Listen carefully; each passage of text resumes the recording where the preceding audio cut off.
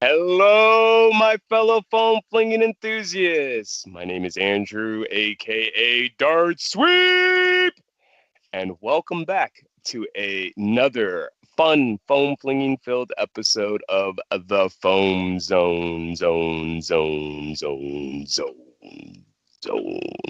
Welcome. I appreciate everyone joining us this evening. Welcome back if you are returning, and welcome if this is your very first time. If this is your first time joining us here on the Foam Zone, we are a live streaming, essentially a talk show where we invite guests all throughout the foam flinging hobby. It doesn't matter who you are, whether you're a club admin, organizer, designer, modder, a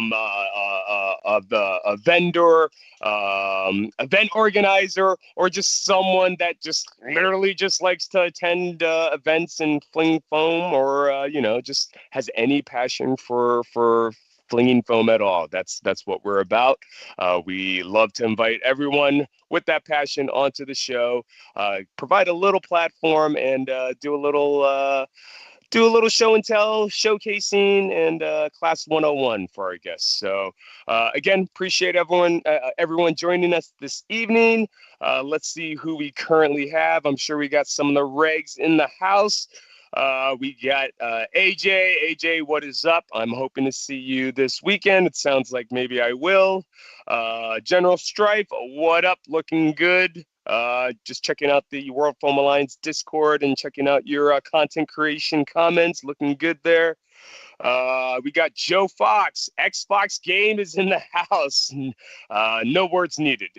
We all love we all love Xbox games. So we also got looks like Devin Tilley from B&B, or I think it's Devin, representing B&B Indoor Foam Dart Arena in the Tennessee area. So welcome, guys. We are just getting started here on the Foam Zone. Super exciting show, super exciting guest for this evening. But yeah, let's do what we normally do. Let's go ahead and give a thumbs up, like, subscribe, all that jazz for our little show that is going on and our channel. Again, the World Foam Alliance is going to be your central hub where you can register an account, register your club, find your local events, create your own events, and use all the resources that are going to be available to kind of facilitate and to connect to foam flingers everywhere. That is the goal. As I had mentioned, the website is currently in the process of being worked on, as I am overseeing it personally. So I am super optimistic at this point. Again, takes time, a village. We all know this. Appreciate your patience. But once it's done, it's going to be fantastic. And I think everyone's going to benefit and appreciate it. So again, appreciate everyone's patience and support. And again, contribution. That's kind of the name of the game here, I think, with our group that we've kind of have created here in the past 3 or 4 years since we've been streaming this show. But yeah, I think we have a really cool little group and community, and the goal is just to keep on expanding and growing and promoting, and we're in a unique position where we're kind of still at that base level and foundation where we get a chance to really build this thing up. So I'm super excited, and again, everyone here in the chat is awesome. So make sure you show some love to everyone and give them a shout out. Family, that's pretty much what we are at this point. So again, welcome to the Foam Zone. It's going to be a good one. So housekeeping, let's see. Well, first of all, has anyone seen anything or heard of anything that is exciting? Any news? I know our good friends over at the Foam News Collective just released their latest episode. I think it was last week or a few days ago. If you haven't seen it yet, go check it out. Super long episode, lots of good information in there. Grims is killing it. So show them some love. Go check out the newest information that they got there. One thing that is exciting is the announcement of next year's event of Survival Fest. I guess we can mention it now, but super excited for that. Survival Fest is going to be happening on May 22nd through the 24th weekend. So mark your calendars for that. I can't speak highly enough of Survival Fest. I go every year, usually with myself and Boomstick Mods and Donut Cat, and we have a blast. The mods are the mod team organizer, such a cohesive, well-oiled machine that they got there. Always a fantastic time, and I'm super excited to see what they got in store for this year. So I do know that they're always looking for volunteers and people to help out and mod. So if that's something you're interested, please join their Discord, get online, reach out to them. Again, super awesome group. And I'm really looking forward to it. I can't wait to see what I think this is fourth year again of going into Survival Fest, and it always gets better every year. So super excited to hear about Survival Fest.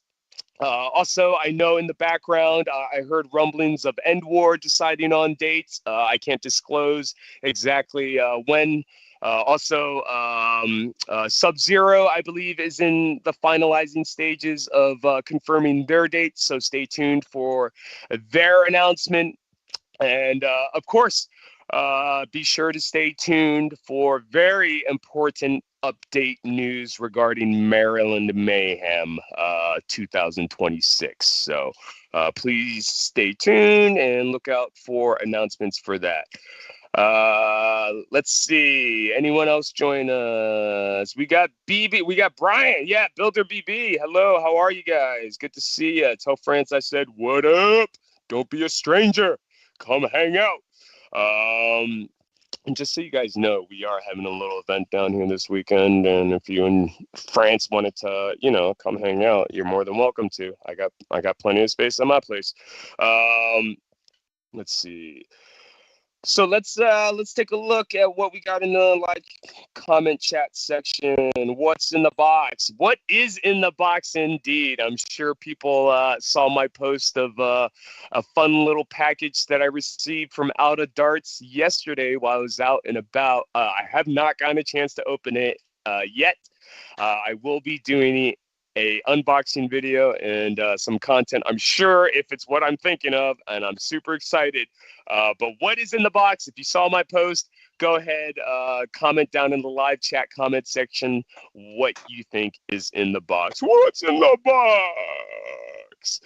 Let's see. Something about PTZ's invitational in November. So I may have missed that.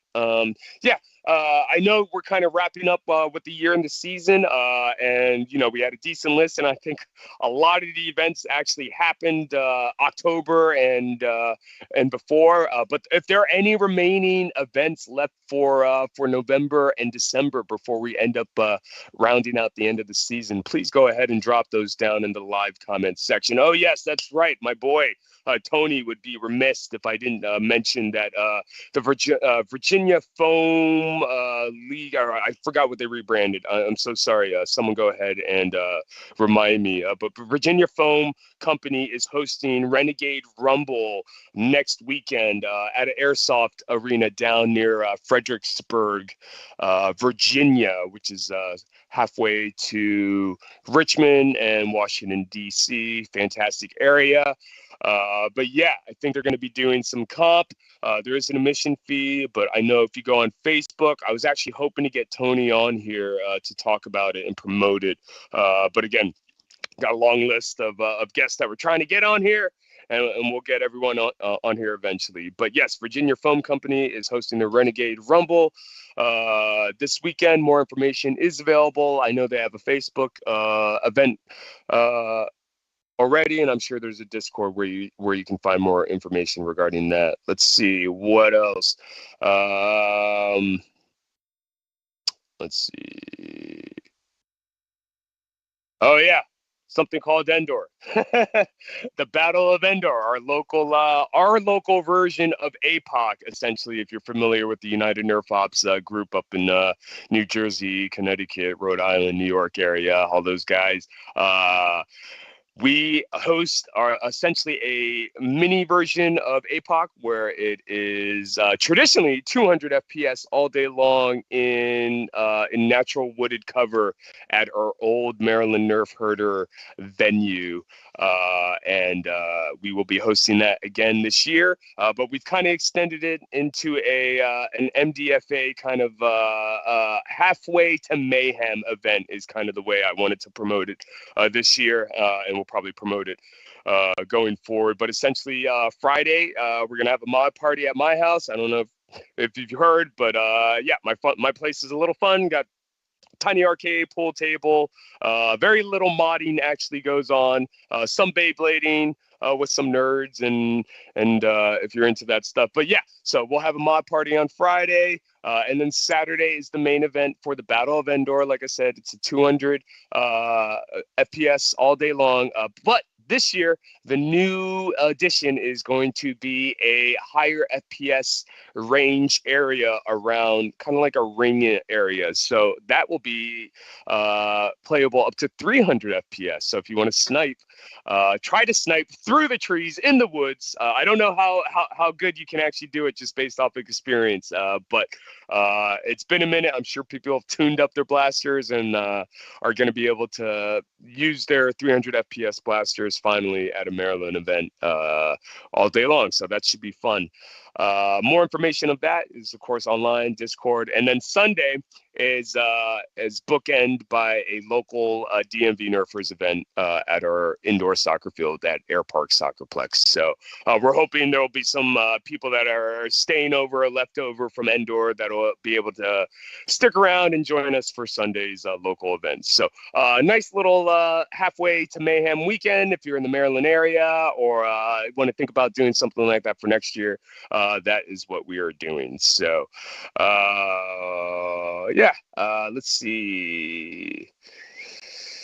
Yeah, I can tell you that Maryland Mayhem will not be on Mother's Day again this year for sure. So that is good news, I'm sure, for other people. Looks like someone is mentioning that the PP, we all love the PP, is on sale now for $60, which is so good. If you don't have a PP, go get a PP. It's worth $60. Trust me. Thank me later. It's a lot of fun. I have 3 PPs, 2 PPs. I don't even know how many PPs I have anymore, but get yourself a PP. Do your PP. But yeah, now is the time to get a PP. Our guest is showing his PP behind the scenes, but I don't think we can cut away to that legally yet. Let's see. Anything else anyone wants to mention? Anyone else see anything good, rumor mill wise or on FNC's server that they want to discuss? Go ahead and drop that down in the live comments section. Let's see. All right. Well, I think this is actually a perfect time to go ahead and segue into bringing our this evening's guest. I had the pleasure of personally meeting and getting a chance to play a little bit with our guest this evening back in 2024 is Maryland Mayhem. They made the great trek with their family member from Florida up to Mayhem to come check it out. And I just remember seeing them there and the enthusiasm they had for just being there in the moment and meeting, people. And it just kind of stood out to me that they had the same kind of enthusiasm and passion for foam flinging as I did. So I think this has kind of been in the making, in the works, to having them on as a guest for a very long time now. So I'm super excited. They run local events through their website. We'll discuss more information and stuff about that once we have them on. But yeah, super excited. I've had the chance of seeing them at other events and too, so it's the real deal. A lot of fun. Super excited to find out more information of how they operate and kind of how they roll. And again, it's all about kind of growing the hobby, seeing who we can convert one dart, one blaster at a time. And this is another example of a person who I think does that. Does it effectively and does it in a positive way. So super excited to have our guest on. Let's go ahead and introduce them. Let's go ahead and welcome Seth Ner-Fun. How are you? Up, everybody. Sorry. Hello, fellow foam playing enthusiasts. That's right. Ner-Fun. I am on World Foam Alliance on the Foam Zone.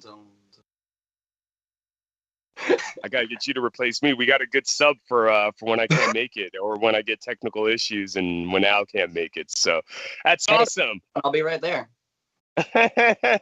Seth, how are you, man? Again, so I admittedly, once again, just due to scheduling, in a panic about, I think it might have been yesterday, literally, I messaged Seth and said, "Oh, I don't have a confirmed guest.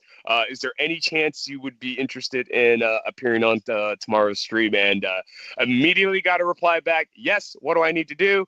And here we are now. So thank you, Seth, for joining us. Appreciate you. Again, I have a lot of our community members are lifesavers for me, and just are so willing to come on and again kind of share the passion that we all have. But yeah, Seth, welcome. Why don't you go ahead and introduce yourself? Tell us who you are. All right. Well, first off, hello everybody. My name is Seth of Seth's Ner-Fun, and quick little show of the logo. There we go, merch. Bada boom. Just so you know, it's the real me. I'm not faking anything. But as I said, my name is Seth. I was born in Green Bay, Wisconsin, and moved down to this dreadful place we call Florida when I was a wee little lad, and have lived here for the past couple years. I am 21 years old, 22 next month, so that's very exciting. I have two brothers. I got an older brother who still lives in Wisconsin, and then younger brother down here with me. And then what else? I guess some of my hobbies. I like building Legos. I like to play D&D on a good occasion. I like roll me some dice along with shooting some darts. I like a lot of stuff with D for whatever reason. I don't know why. Darts, dice. Anyway, and then occasionally make music on the side. If y'all want to check me out. Shameless plug. But anyway. And then, let's see, what else? I've been a PE and soccer coach for a good amount of time. I worked at the YMCA as after school and summer camp counselor, was a teacher for a little bit. And now I work at this wonderful place called the Great Wolf Lodge as a lifeguard. Very cool. Also slinging some foam. Very nice, very nice. Well, that's a pretty extensive resume for someone that is just 21, 22 years old. So well done, well done.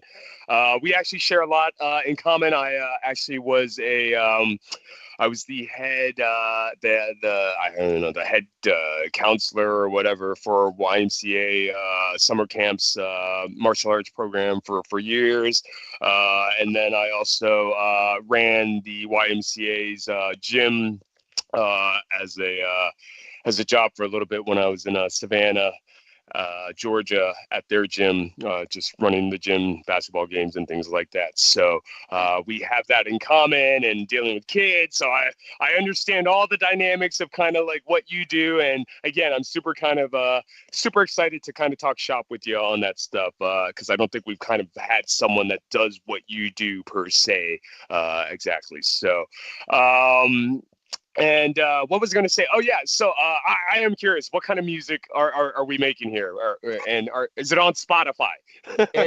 It's on Spotify, Apple Music, literally check on anything. It is everywhere. I have a good amount of music out right now, and more coming in the works. But I like to say I make almost everything, but I don't have the setup to make almost everything. I'm not making country. Nobody's going to ask me to make country, and if you do, I will not make it.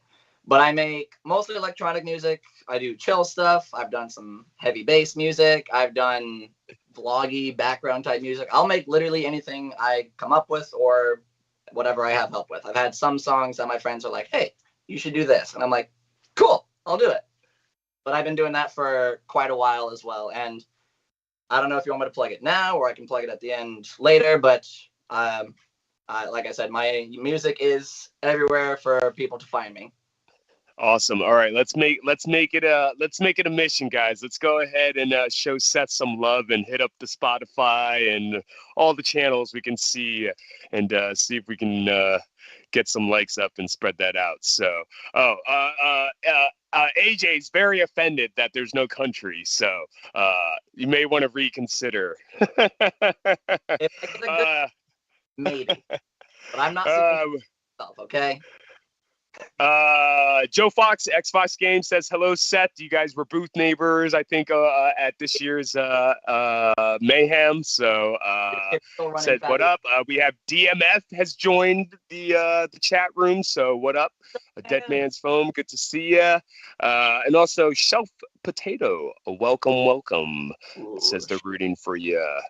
But yeah, so what else did I want to ask you? Well, I guess let me ask you. How did this all start? How'd you get into foam flinging? How did the rabbit hole start? Well, might as well. You're asking foam flinging directly or like the Seth's Ner-Fun thing? Because those are two. So where did it all start as a kid? Okay. Yeah. So the main place everything kind of started was many years ago when I was a wee little lad. My older brother had gotten 2 night finders as his graduation gift. And he used them for like a month or 2. And then when I came up to visit him one time, he was like, hey, you want them? I'm like, sure. I don't know what these are. I'm going to use these things. And then used them a bunch around the house. And I'm like, these are actually really cool. And of course, younger me was curious, went down my own little rabbit hole of finding out, what are the videos on it? What other blasters are out there? And then I watched all the old like Nerf movies and like all the different like reviews and stuff, like old Nerf SOCOM reviews, if that rings a bell.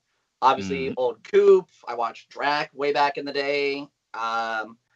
Aaron Esser, a tad bit, like a little bit before he started getting like really popular. And then that slowly grew my obsession of like, hey, other people like these random colorful toys.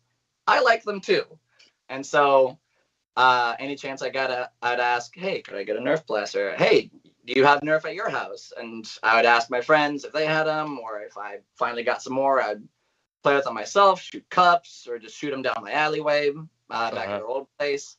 And then slowly as time went on and my obsession grew, friends of mine who are like, I don't really use them anymore. You seem to like them. You want my blasters?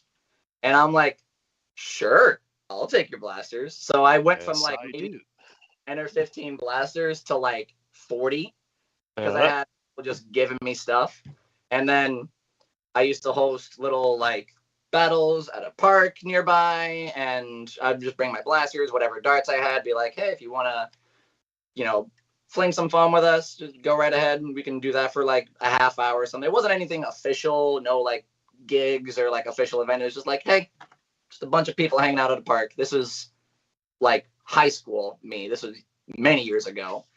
And then as it went on and as I did my official events and everything, people were like, hey, so how does a birthday party sound? Or, hey, when's the next one? Or, hey, I have a bunch of people who just want to be goofs and shoot stuff in a backyard. Can you do that? And so it just skyrocketed from there. And now you have a slight hint of what my collection looks like behind me. But I have bins upon stacks and shelves upon blasters behind me, just from collecting over the years, people giving me stuff, acquiring the newest, hottest thing, and then just being eternally blessed of being in this hobby and having so many cool people to actually work with and talk to as well. Yeah, absolutely. Yeah, no, it sounds like it started as a small obsession, and it grew into this. I don't know if it's out of control, but it looks pretty close to getting there. So yes, with me, they'll say it's out of control. They're like, yeah, but We've all been there. I mean, that's kind of how it starts. We'll pick up a blaster, and then it has way more fun than it has any right to be. And then the next thing you know, you got a Facebook Marketplace listing for people trying to get rid of blasters, and you have 100 blasters sitting in milk cartons that you're going through and figuring out which ones you want to keep. And Yep. then you're thrifting, and then When I found out about we've all thrifting, been I was long gone when I found out about this many blasters for how much? yeah. So one question I ask everyone is, I mean, what is it? What is it about the blasters, foam flinging, just the community? What is it about it that you really love and enjoy, and that's kind of kept you in here for all these years? So the main thing for me, well, I guess way back when, the first thing was, me being a kid, oh, shiny, cool thing. I like using it. But then as I actually found out about what the hobby was and kind of, all the different channels doing reviews and all these cool people doing this cool stuff, the main thing has mostly just been the creativity. I love seeing what people are doing with blasters, what I can do with blasters. I can pick up a blaster and be like, so it doesn't just have to look like that. It can look like whatever I want it to. I can paint it up like this. I can modify it like this. I can buy this kit from this really cool person and put it on here. I can do all these things. That's really been the big thing for me, is just seeing the abundance of creativity in just the innovations from companies or from the creativity of new designers. Like, I've fallen completely in love with just seeing how far this hobby has gone from when I started with wheel night finders, and now we have freaking the breacher. Like, Oh yeah. it's stuff like that that's crazy. And the plus side of that as well is people being supportive of it. Like, you see all these cool designs. You got Silly Butts, you got freaking Captain Slug way back in the day with, the frick's it called, the Caliburn, the Talon Claw, everything else coming out. And just seeing people like hop on the train of, that's super cool. Let me get one. Let me make something cool out of it. And just seeing the support and the growth from that, just it warms my heart, because then I can be like, hey, check out these cool people. And then people look at me like, hey, he hangs out with those cool people. He talks about those cool people. I should probably talk about those cool people. I should probably those cool people. This growth, this love of like, we're all just having fun. Doesn't matter your age. You pick up a blaster, you fling some foam, you have fun. That's what I truly love about this hobby. Yeah, no, for sure. I think uniquely, for whatever reason, I think our hobby is very tangible, even to kind of like, the people that you see online. You can go to End War and you can actually talk and meet Drac in person, or take a trip out to the West Coast and meet the Out of Darts team and Luke and Dr. Flux, or come to Mayhem and hopefully get lucky and everyone will show up there at one point and see some people there. But yeah, I mean, and a lot of other situations that just wouldn't be possible. There's no way, like, again, like, when I started doing this, there's no way, I've been watching Drac videos and Captain Xavier videos, and at that time when I first started watching, there's no thought in my mind I would ever get a chance to even like interact with them, let alone online, let alone in person at these events. So it's very serendipitous. It's very surreal. It's pretty crazy. But yeah, I think we're just lucky, and such a kind of, I don't know if we're like a close knit or small community, because there's people that are in our hobby that don't even know about any of this. They don't know who Out of Darts is. They don't know who Drac is. They don't know who Captain Xavier is. And I learned that when I went to the West Coast, actually. a lot of the West Coast people just don't, they don't nerf the same we do. They just go ahead and play, which is really cool. But yeah, no, it's a very unique opportunity where I think things are accessible and tangible, and you don't get that in a lot of other places. So at least for me, that was the exciting part of, kind of being in this environment and kind of getting to meet all these people that you see online, and And then, I want to say everyone has pretty much been who I thought they were, and it's super cool.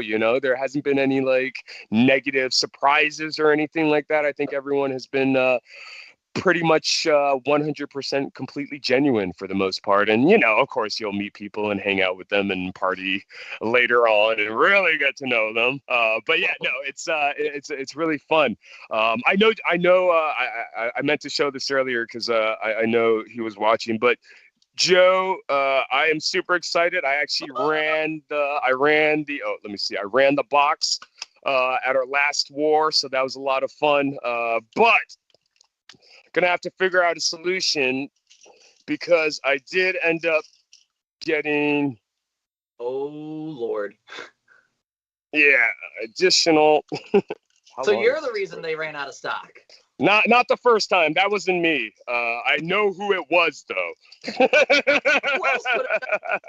I'm not going to throw them under the bus, but someone did buy pretty much all the stock of Dart Zone, I want to say. It's the only explanation, but it's still going. But yeah, I'm looking forward to at some point shooting some content, doing the loading of that. I actually think I need to get some more. I think that's not enough.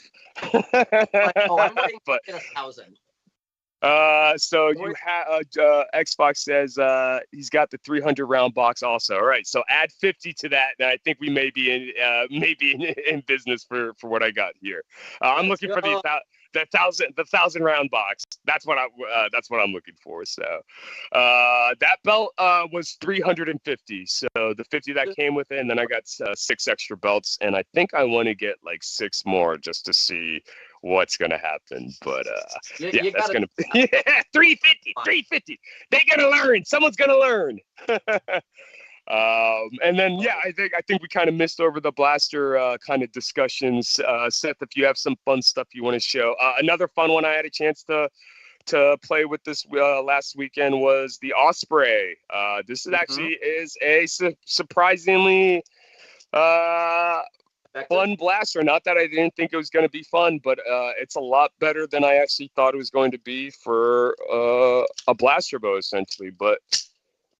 And the darts are good too. The darts, I hope we can get some Reaper darts because come on, that's good. That's your gold right there. Come on now.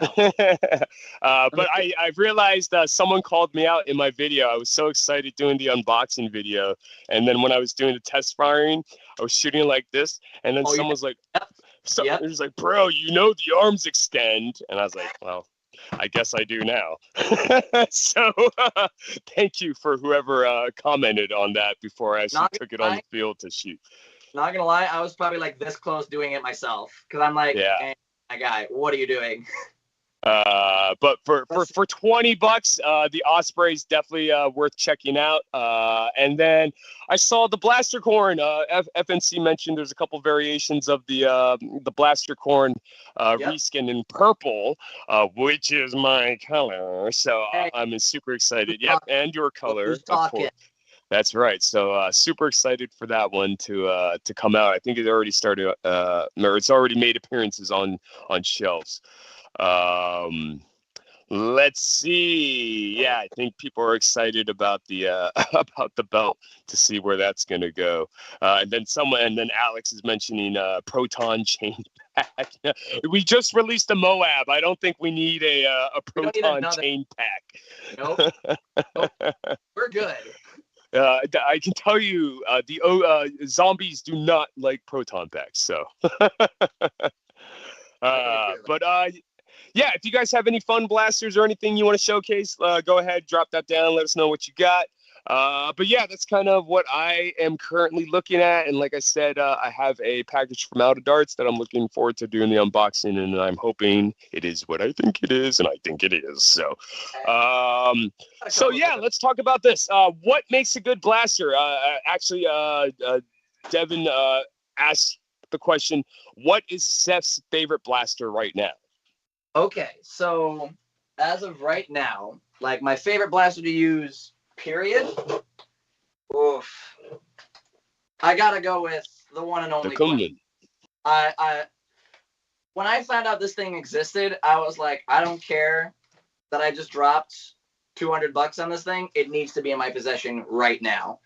And when I put my hand on that grip and I finally primed that blaster, I was like, yeah, there's no other blaster I'd really want to use ever. Yeah. Like, I have all this cool stuff, but at the same time, this exists. I've always been a huge fan of snipers, and when I actually got one in my possession that's not, a long shot. No offense to the long shot. I have a pretty cool long shot here as well. I have quite a few long shots, but the Quinlan for sure is high on my list. But of course, you mentioned it before, and exposure warning to all those out there. But I do have the MPP as well, and I kitted that with the Chance barrel, as everybody else has, and I'm hoping to paint it up and actually look snazzy and in my colors. And I also got the out of darts spring in here as well. So I got this thing hitting right under 200, which I think is perfect for it because it's an absolute machine at that FPS and at that range. So yeah, I'm very happy with that. Yeah. Another one I will show off quick. Little project I made recently. I had a friend of mine print out the bits and I actually put it together. Is this thing? You may be wondering, why does a sledge fire have a whole big front end onto it? And I'm saying that because not many people have actually made this blaster. This is called the cryptid sledge fire build. Essentially, you take a sledge fire, you slap some bits on the front of it, and you make it clip fed. And an actual effective shotgun. And if I acquire me some darts here fast,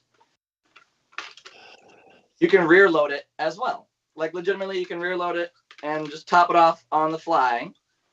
And if I load this sucker up, there we go. And it's pump action now.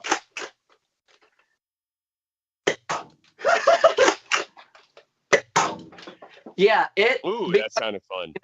Because it's a sledge fire internals, it's got plenty of power to fire those things like 70 to 80 feet.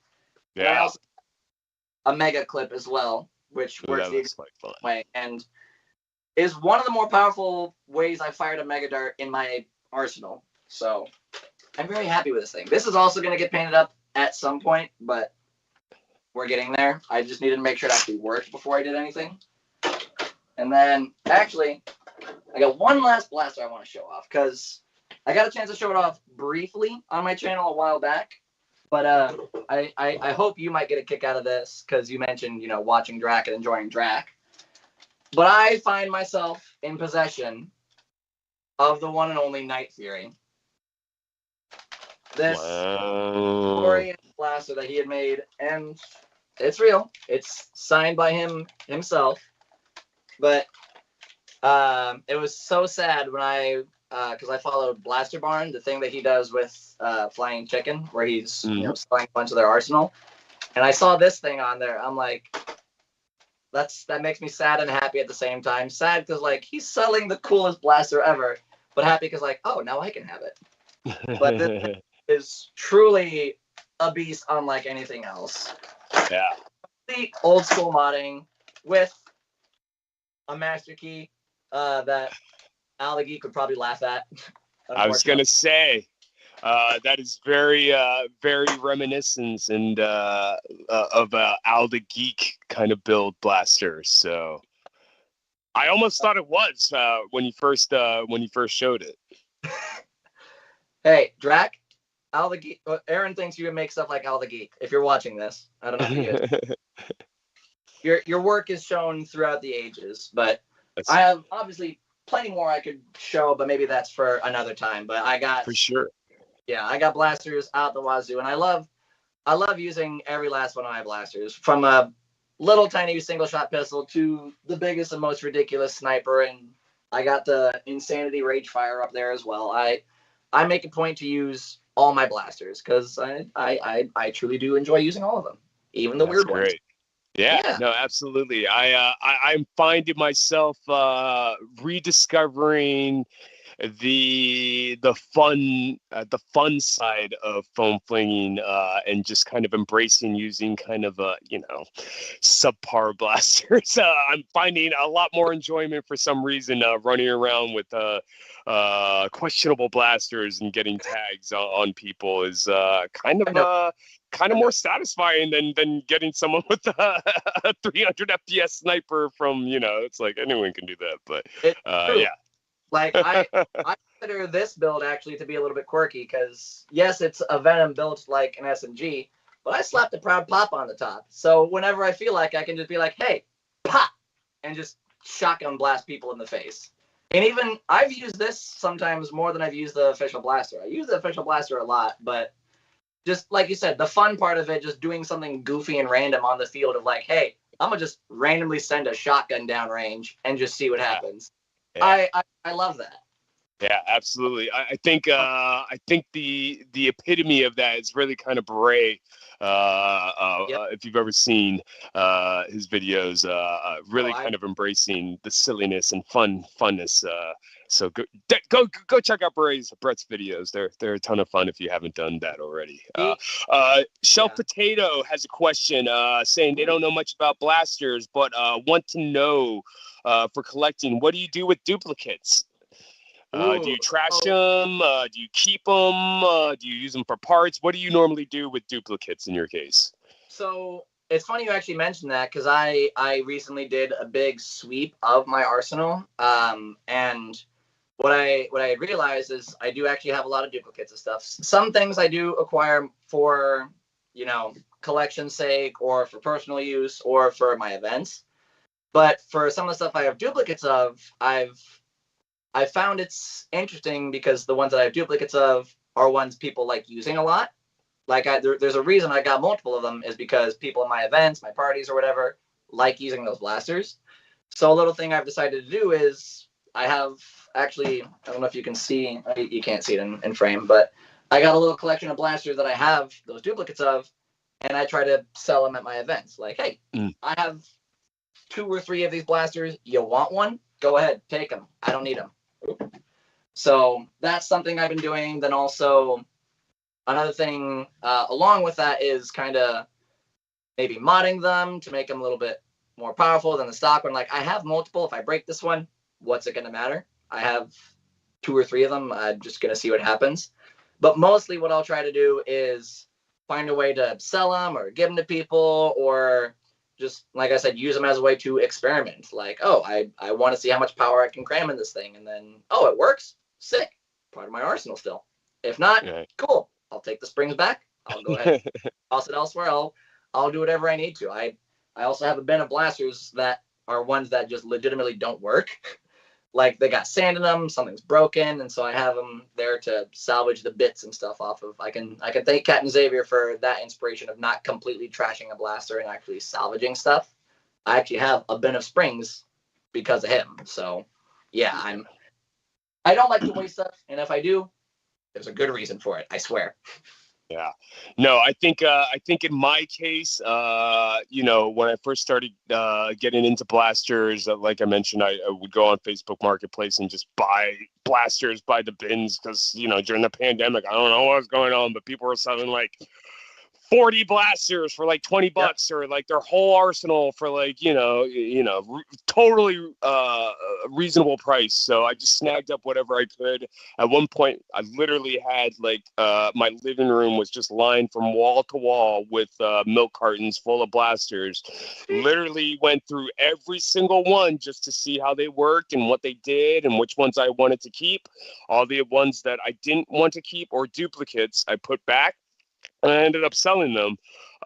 And then when I created, our groups, I was of the mindset it'd be good to kind of have some loaners in case, we get some new people and, they want to try some of these higher performing blasters. So there's 2 different things I kind of do now.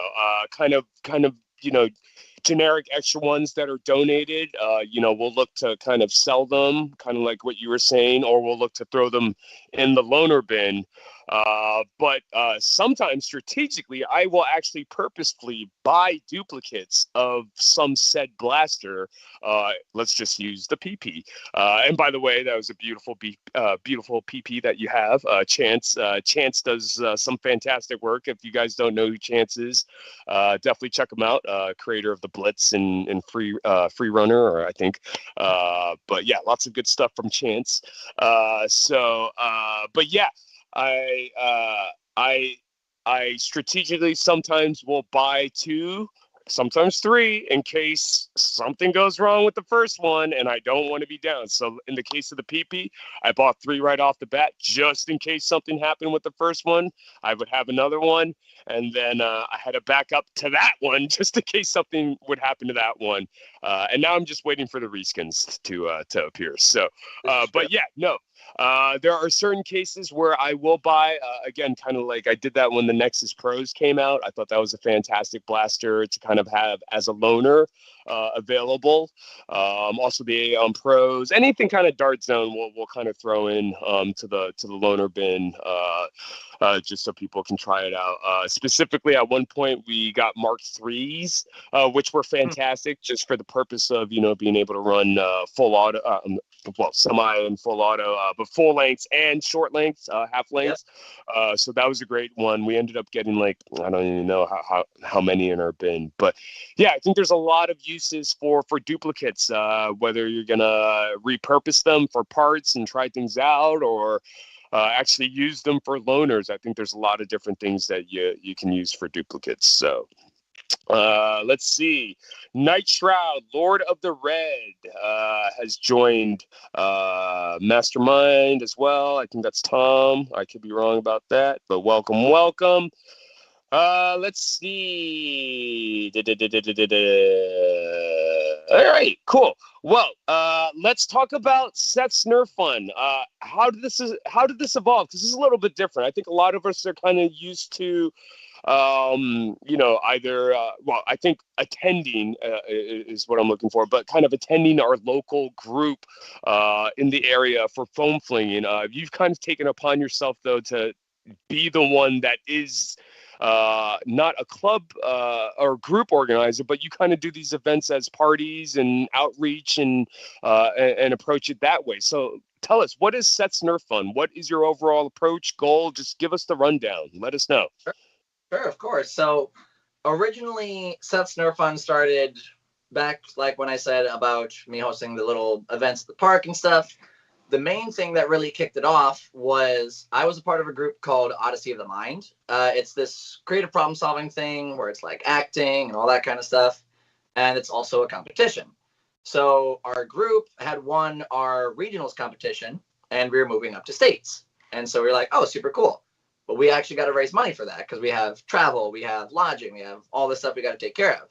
So as we're, talking about things on how to raise money, bake sales, car wash, I'm like, hey, I got like 100 some blasters to my name, and I know a couple people from the little battles I've been hosting. Why don't we try to do like a pay-to-play Nerf event and see how well that goes? And for the first time running it, we had 32 people, which was more people than I was expecting. Wow. For one. For two, it was just incredible. Like the turnout was outstanding. We had people that I'd never met before show up, people from the PE group I was coaching at the time come and play. Like it was incredible. I have a whole video on that as well, just what it looked like. And it was, to me, I was like, whoa, this is cool. And then, like I said, people were asking afterwards, like, hey, can you do my son's birthday? Hey, when's the next one? Hey, da da da da. So I'm like, there's a market for this. Let me keep doing it and see how it goes. So slowly I continued these events. I did them either every couple months or eventually did it to once a month. And then when I was helping coach PE at another location, the location I'm at now, actually, I was looking at it and I'm like, this is actually really cool. They got a big old grass area in the front, grass in the back, trees and everything. Let me talk to the person and see if they'd allow me to be there. And they're like, that's super cool. Yeah, come on over, host an event, see how it goes. And well, that was 4 years ago. And ever since then, I've been hosting events 1 to 2 times a month, and I've had super high attendance events. I've had low attendance events. I've had themed events where I'll do kind of my own HVZ sometimes for like Halloween. I'll do like the summer Nerf nights or what I call them. So instead of playing during the day, we play when it's cooler at night. I'll do randomly themed stuff. I did a medieval themed one where I made a big old cardboard castle for one of the games. And then, as I said, people ask, like, can you do it for this party? Can you do it for this party? Can you do it for this corporate meeting? I'm like, sure. So parties filled in between there. And then those parents talk to other parents who were also at that party and just continue to like wildfire from there. And then I've also been lucky enough to do events out of state. I had my older brother, who lives up in Wisconsin still. He has his own photography and videography business, and he was doing social media for a soccer team up there. And he was like, "Hey, what if we got a bunch of blasters and we got you up here, and we host an event at an indoor soccer arena?" And I'm like, "Well, that's super cool." So we did that, and then we did another event a few months later, and it's just been amazing ever since. And I've truly enjoyed every event I've done, whether it's an event where 4 people showed up because it was, something else planned at the same time of year, everybody else went to that, or when I had 55 kids show up for a Halloween event because everybody wanted to do something for Halloween. Right. It's truly been amazing, and I can't thank the people enough that have come to it, and everybody else who's shown support for my business throughout the years, whether it's the new blasters I get and add them to the roster, or the people who have supported me directly coming to the events or the parties. It's truly been amazing. And my goal at some point, and we'll see how possible it is down here, but my goal is to have my own indoor arena down here in Florida. As I said, don't know how possible that is because people like doing stuff outdoors in Florida, and Florida's kind of crazy when it comes to building stuff. It either takes a short amount of time, a long amount of time, or buildings are being used and leased and rented all over the place. So that's the major end goal of having my own place. If you've ever heard of like the War Zone up in Traverse City or Detroit Dart Club way back in the day, like having my own space to just host up whenever. So that is the big end goal at some point. But as of right now, I'm enjoying where I'm at, and if I can get to that point, I will be the happiest man on earth. For sure, absolutely. Well, that's all cool. I mean, you should talk to B&B, and also, of course, Detroit Dart Talk and some of the other guys that have arenas that we know of that are within our hobby space, and see what kind of the logistics that are involved. I'm curious myself. I've always been of the mind, I think having a brick and mortar place where people can actually physically come and, have parties or, regular group monthly events and be able to sell product there makes sense to me. But when it actually comes down to it, it's very interesting to kind of see. I think it really kind of depends on the market area and kind of just overall what you're offering, because I think Nerf Arena took a stab at it, but that never came to fruition. So kind of really kind of leaves the door open to a lot of potential, especially B&B in Detroit, and kind of what you're talking about, to kind of fill in that space where they're not able to for whatever reason. So I'm kind of I'm rooting for everyone in that space, because I think everyone you get rained out your local club. It'd be nice to be able to have a local arena that you can come to as a backup or something like that, but also expanding outside of birthday parties and corporate events and things like that, and really kind of getting everyone together and kind of doing what we do when we go to these large scale events. I think would be really cool. So, but yeah, no, I definitely think there's a place for that, and I'm always keeping my eyes open to see kind of how everyone is approaching it, and I'm invested, and like I said, anything I can do to try to get to that goal, I'm down for. So, um, speaking of logistics and kind of again, like you're 22 years old. You started kind of like 4 years ago, and have evolved to this point. What have been, I mean, your approach in logistics for setting something like this up? Is, again, kind of being 22 is super impressive. I mean, you set up the website. Did you have to create an LLC, or you do Yep. insurance? And like, tell us all about that stuff. I mean, I don't think people appreciate, it's one thing to set up a group or a club, but when you're actually running a business and, you have to deal with these other logistics as far as legal and insurance and things like that. And again, 22 years old, super impressive. Tell the folks, what are some of the logistics challenges and accomplishments you think you've been able to do with Seth's Ner-Fun? So I will say for sure, trying to get all the legal stuff and trying to get all like the actual business side of the business down is for sure going to be one of the toughest things to actually figure out and get used to. Like finding out that if I'm going to be doing this, I have to be, not just, my original name way back in the day, and I even had my mom make a shirt for me for it, was Seth's Foam Flinging Fun.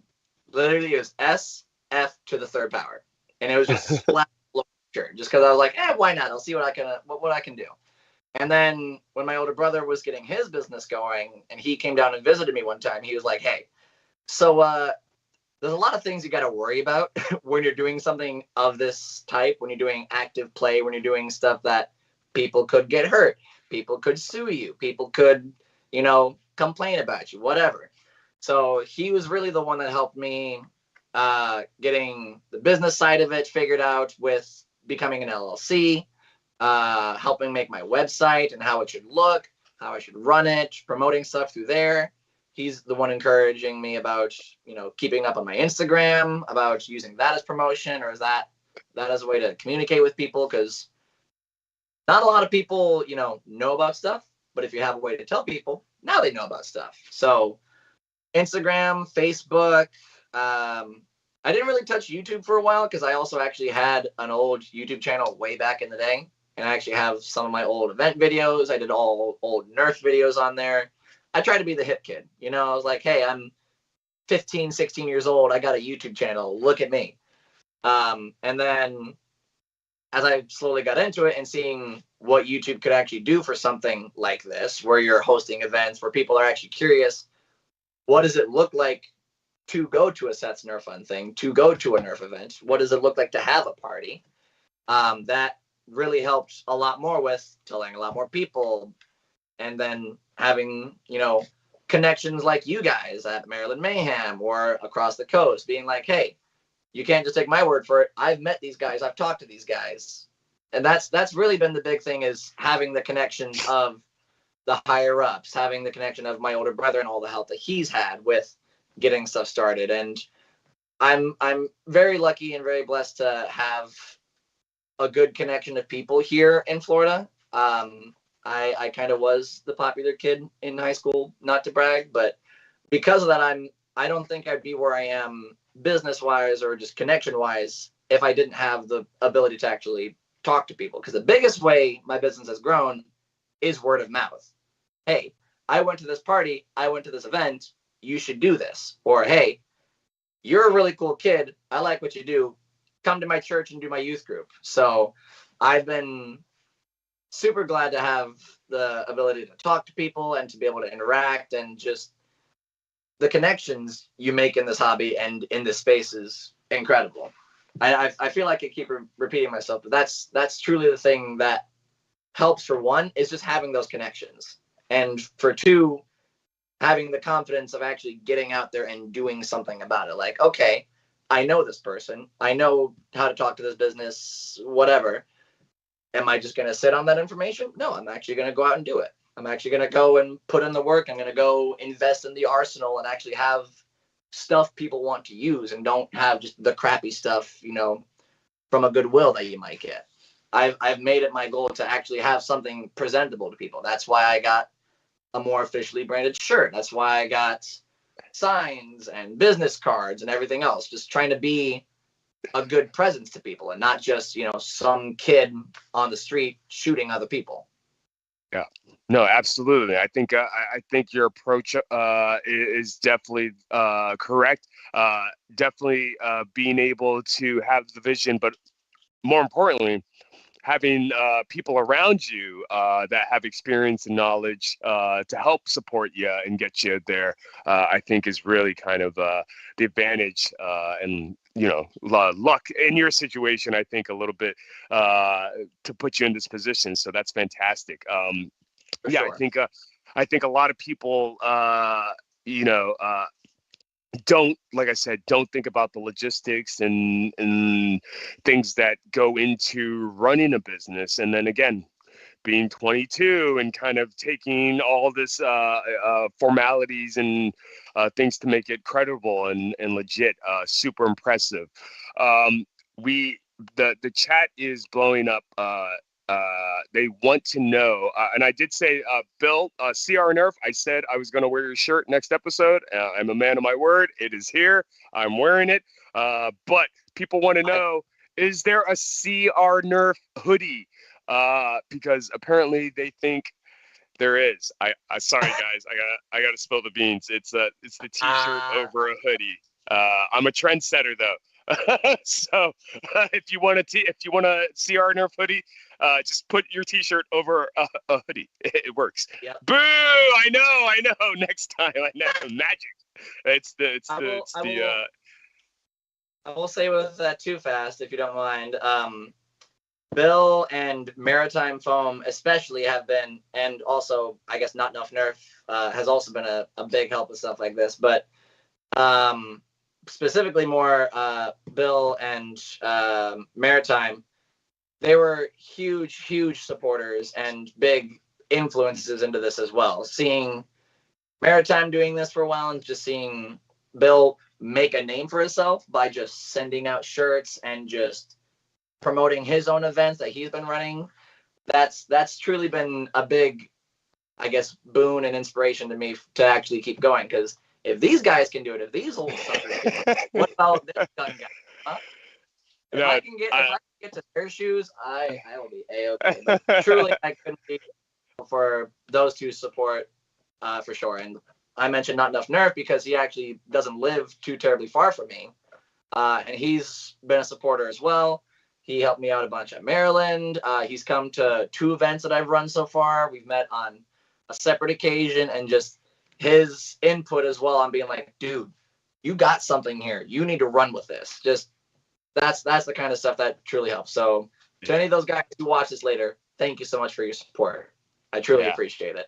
Yeah, absolutely. I mean, I can tell you personally, Maritime Foam, obviously, I got the luxury and pleasure and opportunity to hang out with Anthony. Super awesome guy, and Not Enough Nerf, of course. I've had an opportunity to chat with and hang out too. So both fantastic people, and shout out to you both again for doing the work.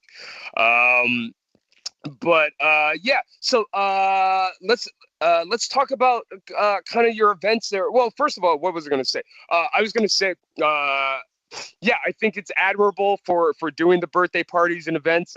We run MDFA events in our sleep. We do 3 events a month at least when we're not doing planning for Mayhem and all that other stuff and Beyblades and everything else that we do.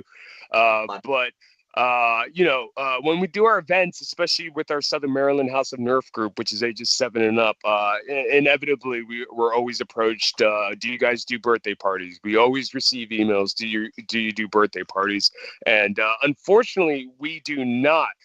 Just specifically because the ROI is just not worth it for us.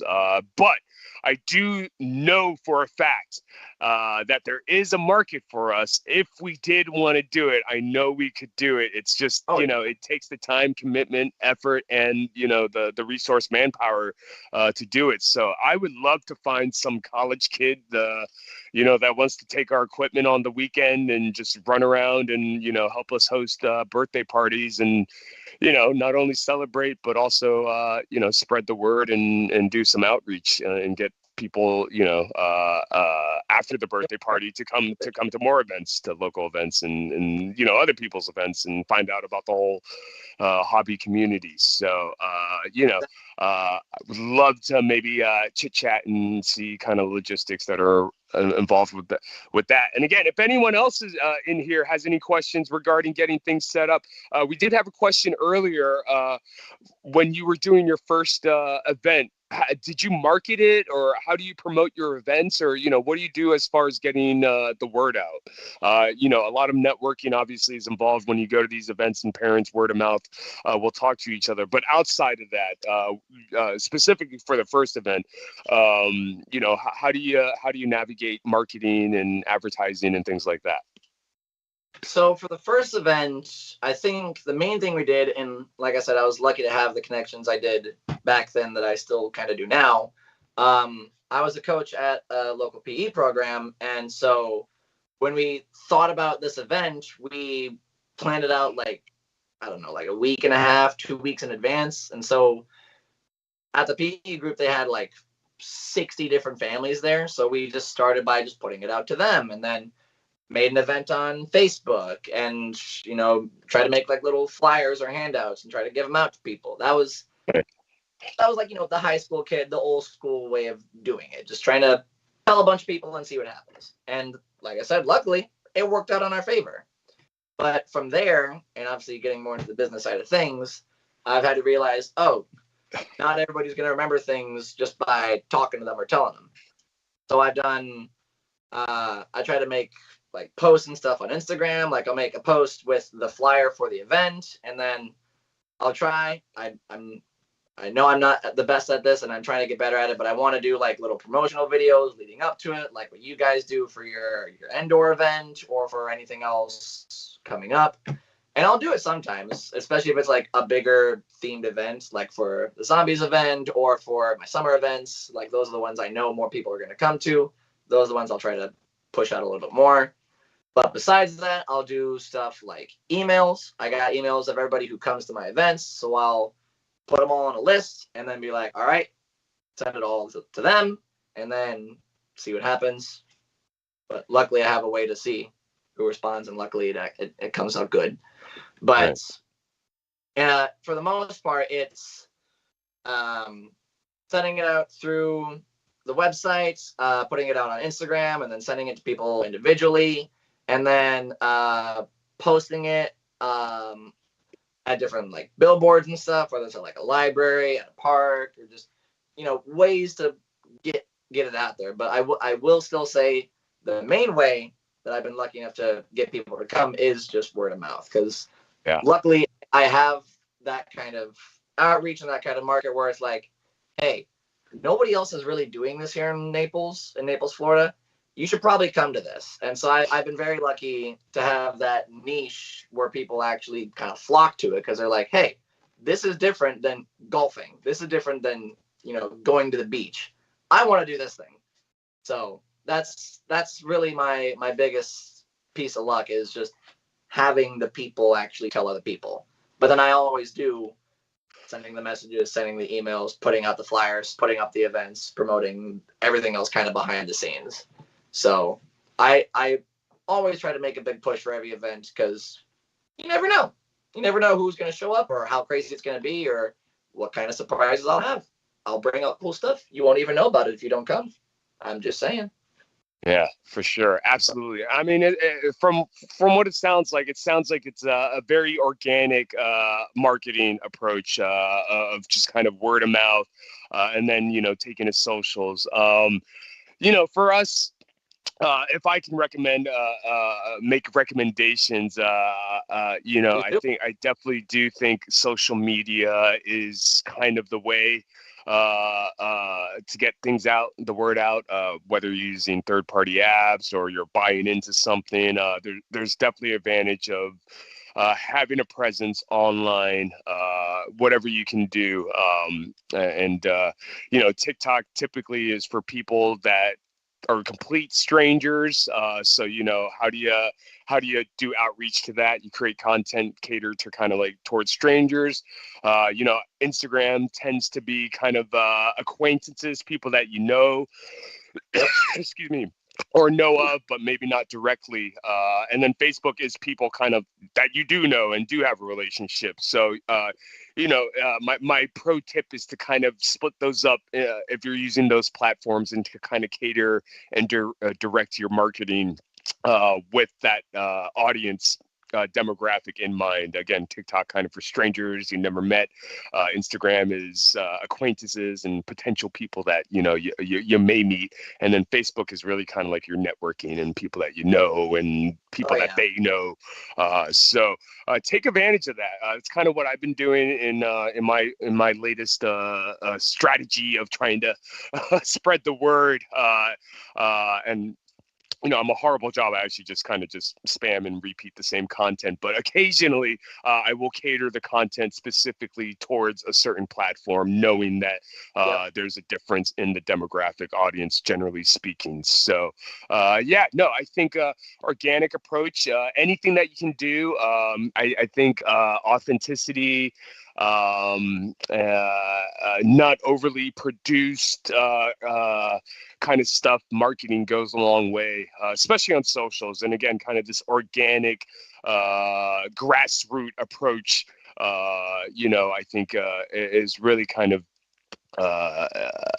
doing a resurgence, I guess. I mean, we've all seen the Nerf Hasbro ads and kids running around on the playground getting all crazy, but there's something to be said when you can actually see a real blaster battle of kids running around with blasters having fun, and it's shot on an iPhone or something like that, but the kids are actually having that much fun because it is presented in that organic fashion, if that makes any sense to people that are watching. But again, pro tips, things I think about when I am pushing out, trying to promote stuff like that. So for your events, I mean, how do you run them? Obviously you're dealing with different events every time. I should mention, we had talked maybe like a couple months, maybe a few months ago, trying to coordinate getting you on here. And you had mentioned one of the events was, an HVZ zombie kind of theme. So you do these kind of themed events, and we were hoping to get you on and talk about that and promote that. But here we are in November. It's almost Thanksgiving. Life happens. But yeah, I mean, how do you run these events and, ages and game types, or, kind of walk us through and tell us what we can expect when Seth's Ner-Fun comes to town. Sure. So what I do for and I say my regular events in terms of like something that's not an HVZ or a battle royale, because I've hosted completely different events than how you'd expect a regular event to go. So my regular gigs, like what I do for over the summer or anything like that, what I do is I'll bring out all the gear, I'll put all the blasters on the table, I'll have ammo, I'll have eye protection, everything kind of at the ready. Once a good amount of people show up right around the start time, maybe a little bit after, give them time to show up, I'll be like, hey guys, how's it going? Da, da, da. And then I'll go right into my rule spiel. I try to get that done right out of the way so everybody knows, and it kind of sticks with them for the rest of the event. I kind of have 4 to 5 major rules, depending on where I'm playing. I add an extra one, but main rule, eye protection. Always wear eye protection. And legitimately, I tell people the only time I will allow you to take it off is if you are cleaning it or if it's the end of the event and you're putting them away. That's it. I made it a huge point to enforce that because I've had it happen and I've seen, the worst cases of a rogue dart. Yep. A rogue dart to the face. And I'm like, yeah, maybe not do that. So hard push on that. And then next thing I'll say is like, hey, most of or all the games we're playing today are team-based games. So they'll get jerseys or like a flag or something to designate teams. keep it on, keep it visible. Don't go hiding it in your pocket. Don't go tossing it on the ground, making a mess. Keep yourself visible and, on whatever team, so I know where you guys are, so I can keep track of you and make sure the teams are staying even. Next thing is, field safety. This is the area we're playing in. You see the cones. Don't go outside the cones unless it's complete end of a game. We're picking up darts. We're dart sweeping, if you will. But, bro, the amount of times I've caught myself saying that, I blame you for this. Kind of saying like, hey, this is the general field of safety. If we got trees, don't climb the trees. If there's like little structures, don't climb over the structure. Don't be jumping off of stuff. Keep your feet on the ground. No army crawling. No, nothing like that. And then the thing I'll finish off with is have fun. Yes, we have all these rules. Yes, we have all this crazy stuff that we have to keep in mind and pay attention to. But of course, just remember to have fun. We're not here to go super crazy. We're not in the military. We're not, doing anything completely outlandish. We're here to have a good time. And then the thing I like to say with my slogan is stay safe, have fun. And I make sure everybody repeats that and knows that. So after all that, everybody gets their blasters, everybody gets glasses, all loaded up. And then I'll explain the first game mode. I usually like to start with something like team deathmatch, one team against the other, last team left standing wins. Do that for a couple rounds, like best of 3. Oh, this team won twice, this team won once. All right, move on to the next game. And I try to have maybe like 5 or 6 different games like in my head to have at the ready, or I have them already planned out for that specific event. Like, for example, something really cool I got a chance to do, and I was lucky enough to have the resources to do it. I played my version of Titan Ball at my events. I had a bunch of the Fortnite rocket launchers, and I had a collection of like Demolisher rockets. I don't have a singular Titan, and it doesn't even have the barrel or a rocket. So I opted not to play with an actual Titan. So I just called it Rocket Ball. At that point, I could have called it Rocket League, but that's a whole different thing. But I tried that for the first time, and people loved it. They loved the fact that they could pick up a rocket launcher and just huck it across the field. But then I'll do stuff like capture the flag. I've done my version of control points, where it's keep the cones up or keep the cones down. I don't have the fancy light up stuff that y'all got. I need to figure out how to make one. I'm getting there. But then, like I said, if it's a special event, I've done Battle Royale, which is literally the blasters are out on the field. You start at a central point. You spread out. Good luck. Be the last person left. So, and it's still the same spiel every single time beforehand, but it's just explaining the game, playing the game for a couple rounds, seeing how people like it, take a break for snacks or drinks. I always bring 2 to 3 coolers of water or have a collection of snacks, whether it's, apples, oranges, or like Cheez-Its and chips and just stuff to have in the middle of a game. Sure. And then after all that, after all the foam has been flung and after everybody's gotten smacked in the face probably too many times, I do a big old dart sweep at the end, pick up as many darts, and then I do giveaways at the end of my events. So I'll have 3 or 4 blasters, maybe more depending on the special event, and we'll do a drawing and you get a free blaster. Because my big thing is, if you're coming here, spending time at my event, you clearly enjoy this, let me give it back to you so you can have more fun elsewhere, right? Like you had fun here, now go tell your friends that you got this cool blaster and can play with them at this event. And that's how you run a Seth's Ner-Fun event. Very cool. Very cool. No, that sounds awesome. It sounds like a lot of fun. It sounds like a pretty standard run event, event that is run at your local club. But yeah, I think turning it into an actual business and having the flexibility to do different themes and operate it a little bit differently than you normally would with the club. That's super cool. I do want to shout out. It looks like I'll do my casual felon impression. Oh my gosh, he made it. Bill Taylor, CR Nerd is in the house, and Bill, I am a man of my words. I said your shirt was next, and here it is. So there was some controversy and disappointment earlier. I think you may start having to stock some CR Nerf hoodies hoodies because there was a very big disappointment when people found out this was in fact not a CR Nerf hoodie. It was just a T-shirt over top of my existing hoodies. So yeah, give Bill money, guys. You know you want to. So Please do. he's earned it at this point. Isn't it? Crap Hoodies do exist. There you go, guys. You heard it first. Hoodies do exist. So go get you a CR Nerf hoodie. So no, I mean that sounds really cool. What do you think are the differences? You think from kind of what you do versus a regular Nerf event or even kind of a larger scale event like Mayhem or End War or something like that? So I think the main thing is, and it's something I've learned throughout the years and why my events are kind of structured the way they are, is I always want people hungry for more. Like my events for the longest time have been 2 to 2.5 hours long. And I know that's fairly short compared to other events I've seen hosted. Like I've seen stuff hosted 4 hours plus or a whole day or a whole afternoon. And the mentality behind how I do it, and I would want to run a longer event. Just wait. There's plans for it. But my whole theory has always been, this event was short. Come to the next one if you want to fling some more foam, right? So that's the major difference. Is I do my events shorter than usual because we do a bunch of really cool games, and then it's done. Where did that time go? I want to fling some more foam. I want to do some more stuff. You do? Come to the next event. Have me at your birthday party.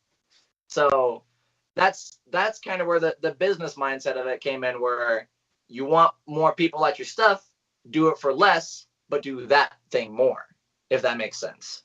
Like if I have one long event and that's it for a couple months, I might not have those same people come back at the next event. I have them, 1 to 2 times a month. I have my birthday parties whenever they come up.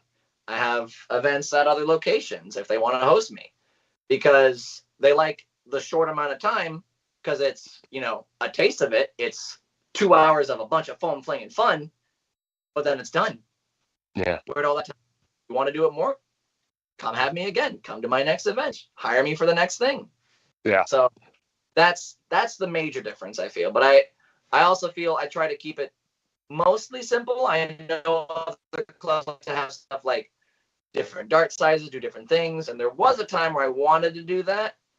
But I also feel like I said, with the structure of my events being shorter, adding those extra layers might have gummed things up or whatever. Like I said, at some point I do want to try to add maybe different dart types, do different things, actually make, Mega and Mega XL useful for stuff, and not everybody else using the full lengths or the half darts at my events. But yeah, I keep it short. People want more, come to the next thing. But there's for sure plans for doing stuff whole day, weekend long, whatever in the future. So y'all better keep a lookout, because it's happening.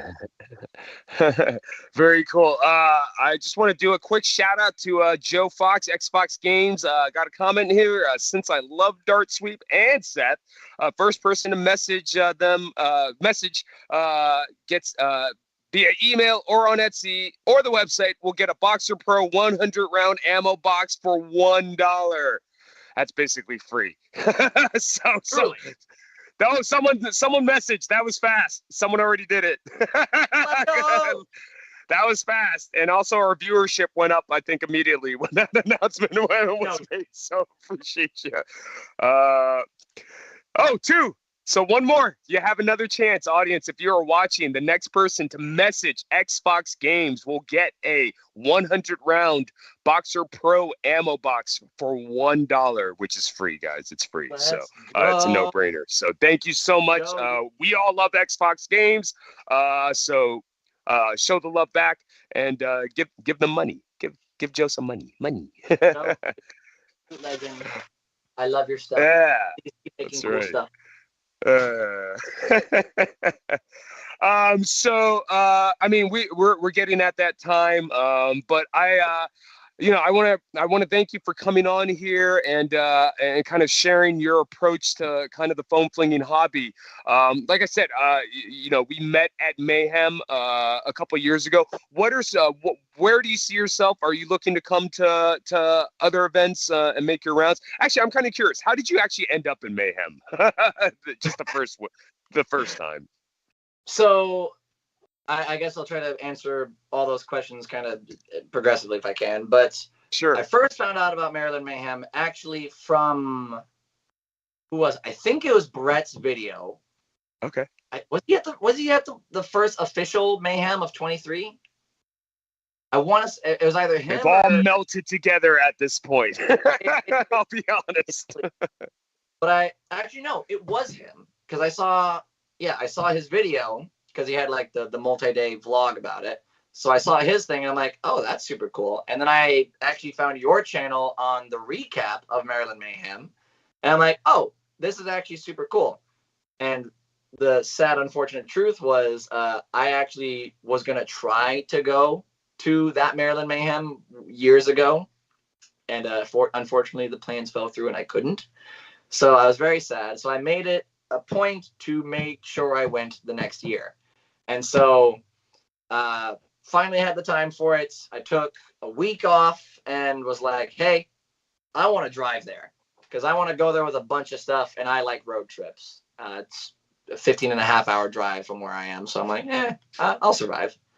But made my way up there and was very lucky that the second I got there, I got a chance to meet a lot of the heavy hitters, you included.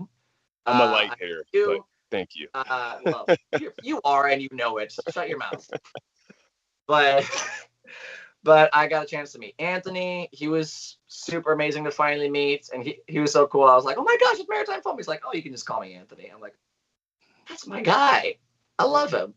I met Al and Kat for the first time, which was amazing. I got a chance to interact with them again the next day, and actually, I think probably one of my first few videos to go truly viral was when I poisoned Captain Xavier with a spicy pickle on accident. I think I remember that. Yep. Yeah. Al's in the chat. He'll probably know exactly what I'm talking about because I remember seeing his video on, hey, you should have pickles at HVC because they're good for you. And we inadvertently got spicy pickles and brought them to Maryland. And I feel so bad for the guy because he ate it and went... I'm like, I'm sorry, Cap. I'm sorry. And Al is standing there also like fuming at the face. I'm like, I messed up. But luckily they accepted me and I got a chance to talk to them again the next day and had wonderful conversation with Derek from Dart Zone as well. Yeah. And ever since then, I'm like, okay, I'm going next year. I'm going to make myself known. I'm going to get a booth. I'm going to become official with all the cool kids. I'm going to get in there. And it didn't even feel like becoming part of the cool kids. It just felt like becoming part of a family, just becoming part of an amazing group of people doing the same thing, sharing interest, and just flinging foam. So, yeah, that was the big thing that got me there and kept me coming back. And I for sure want to go to Maryland again next year. But with your question about trying different events, I want to.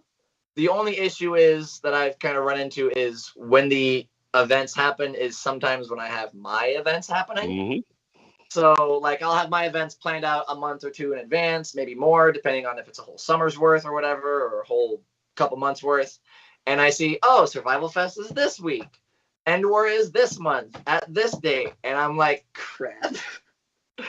So I for sure want to go to more. I want to sponsor more events or just even go and just participate at an event just for the sheer heck of it.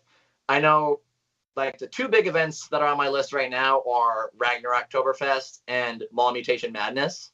Yes. Like those are the ones I for sure want to go to. And honestly, I think I'll just slap Survival Fest up there too, because they were another group of individuals that were supportive of me the first time I went there. The first time I went to Maryland Mayhem, they did wonders talking to me and just being like, yeah, you should definitely come next year. And hey, we would love to have you at Survival Fest. And they remembered me again this year. And I just felt like, okay, I need to at least go to Survival Fest just to just to say I did, for one, and for two, just to show that love back. Like, hey, I listened. I want to come to it. But like I said, it's the tough part of being a business owner and running my own events, where I kind of miss the mark on when those events are happening as well. So it's in the works. I for sure want to hit all the cool stuff, but I'll see if and when it happens. So cool. Well, we definitely will be looking forward to any opportunity that you may get a chance to come to some of these events, especially Maryland. Obviously, I may be a little biased, of course, but definitely always welcome to the Maryland area, and maybe even take a chance next year, come down to Battle of Endor weekend, hang out for a weekend, crash out, and hang out with Al and us. Yeah, no, it'd be fantastic. Yeah, I mean, I think that's the thing is really there is no cool kid group, within, we have people we know of, but no one's really that cool. Let's be honest. Again, I say it, at the end of the day, we're literally all kind of adults or whoever running around with kids' toys. So you can only be so cool, Truly. I think. But yeah, I think that's the great equalizer, is kind of our hobby and kind of the people that are involved with it is, what is cool, you know, this is cool, and we all think it is, and this is the coolest that thing that back in the is yeah, no, I mean that is what is cool, and then what makes it even cooler is the fact that we have opportunities to get together and share that passion. So you're getting a lot of compliments, young man, and for doing the work. A lot of compliments. So people have been providing your praise. Let's send back the love. If you guys know anyone in the Naples, Florida area, that may be interested in having an event, celebrating a birthday, doing some corporate workshops or anything like that, have them visit Seth's website and check it out. Again, it's all about kind of spreading the word and promoting each other. And the more we can do that, the more everyone wins. And, I think that's pretty cool. Seth, again, I want to appreciate you. Thank you so much for coming on. Where can people find more information, find you? Where can people find Seth? Well, I am so glad you asked. You can find me on YouTube at Seth's Ner-Fun. You can find me on Instagram, Seth's Ner-Fun, TikTok, Facebook, obviously my website, www.sethsnerfun.com. And then I also recently started a Patreon. So if anybody wants to support me on there as well, that is hugely appreciated, and would love all the support, because I'm using that as a more specific way of pushing for that official, building down the road. But in any case, yeah, YouTube, Instagram, TikTok, Facebook, the website, the Patreon, and then I guess I'll do a little shameless plug for the music, since even you asked for it. People know already. People already looked it up, but go ahead. I'm a put it in the chat, because I'm not popular in terms of music, so it might be hard to find. So I'll put my name here. It's all relative. Y'all. So if y'all are ready for this, if y'all are ready to jam out to some music, I got y'all. There you go. Yeah. But while we're talking about promoting, I just want to harp on this and kind of promote kind of this approach. I'm trying. I want us all to get together and just kind of start promoting each other. Go on each other's TikToks, Instagram, repost, share, like, engage. It's gonna help us all in the end. It doesn't matter if you like the person or not. Honestly, just it is beneficial for everyone. Just go on, find any foam flinger. It doesn't matter if they're from Singapore or they're wherever, just find all the foam flinging channels, accounts that you can. Hit that like, thumbs up, subscribe, all of that. I think really we're in a unique position at the foundation where if we start promoting and pushing each other, the potential is It's kind of hard to fathom. I'm super excited. So yeah, again, friendly reminder, hit up Seth, hit up anyone, everyone that you can think of. Let's do this together. This is a call to action. Let's work together and do this. We are all in the cool kid group, so let's be cool We all kids want to together. play more. That's right. So again, Seth, I appreciate you joining us. Make sure you like, subscribe, follow World Foam Lines YouTube channel. We'll be back next week with our good friends Al the Geek and Captain Xavier for another thrilling, fun episode of Get Off My Lawn. So make sure you tune into that next Wednesday, 8 p.m. here at the World Foam Alliance YouTube channel. I'll be back in a couple more weeks, hopefully, a little bit more prepared and with a guest announced way sooner. So again, I appreciate everyone joining us tonight. Let's share the love. Shout out to Xbox. Shout out to CR Nerve, Al the Geek. Donut Cat is in here. B&B. Let's see, Wax On, everyone. I know Tom, Mastermind, or Mr. Mind. I'm so sorry. Alex had to leave earlier. Yeah, the list goes on. General Strife, everyone, Builder BB, Brian, France, Foam, everyone. I appreciate you guys. I love you guys. We're doing something here. It's getting exciting. There's a reality shift. Remember, you are not alone. Be kind. Love your family, and always dart sweep. Have a good one, guys. Have fun, folks.